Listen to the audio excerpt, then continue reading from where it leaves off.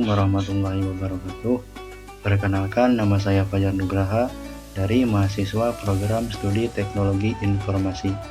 Pada kesempatan kali ini, saya akan menyampaikan video tugas UAS saya untuk mata kuliah praktikum ibadah yang diampu oleh dosen saya, yaitu Ibu Yulianti Mutmainah.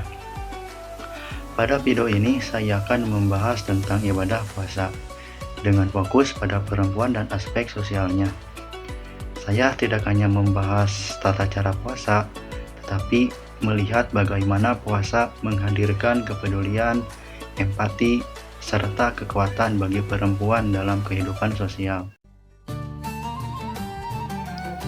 Sebelum masuk ke pembahasan yang lebih jauh, mari kita mulai terlebih dahulu dari sejarah puasa dalam Islam. Puasa bukan hanya ibadah umat Islam saja. Al-Quran juga menjelaskan bahwa puasa juga diwajibkan kepada umat-umat sebelum kita. Pada masa Nabi Muhammad SAW, puasa Ramadan diwajibkan pada tahun kedua Hijriah setelah hijrah ke Madinah. Sejak saat itu, puasa tidak hanya menjadi ibadah pribadi, tetapi juga membentuk masyarakat agar lebih adil, peduli, dan saling membantu.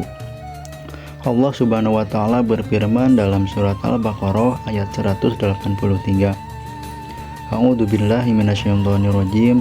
Bismillahirrahmanirrahim. Ya ayyuhalladzina amanu kutiba alaikumusyamu kama kutiba alal ladzina min qablikum la'allakum tattaqun.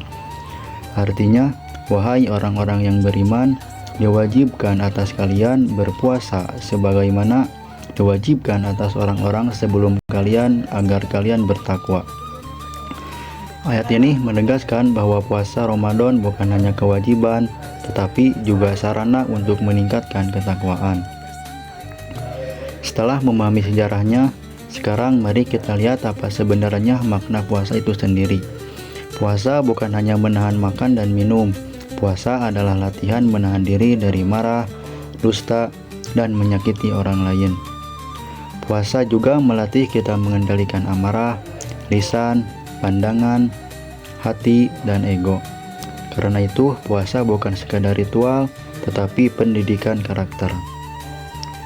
Setelah memahami makna puasa secara umum, sekarang kita beralih pada fokus utama, yaitu perempuan.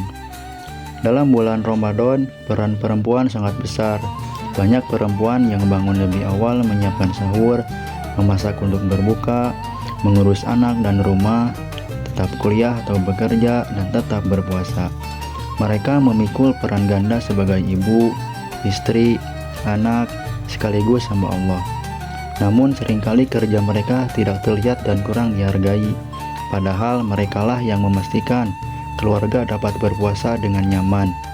Karena itu, bagi banyak perempuan, puasa bukan hanya ibadah, melainkan perjuangan fisik dan mental.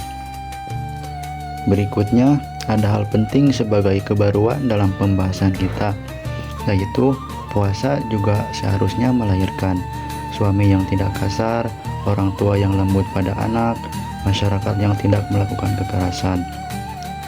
Jika seseorang masih membentak, memukul, atau merendahkan perempuan dan anak, berarti ia belum memahami hakikat puasa. Selain itu, zakat, infak, dan sedekah terutama di bulan Ramadan seharusnya diarahkan kepada perempuan korban kekerasan, anak-anak yang membutuhkan perlindungan, janda miskin, ibu tunggal, dan keluarga tidak mampu.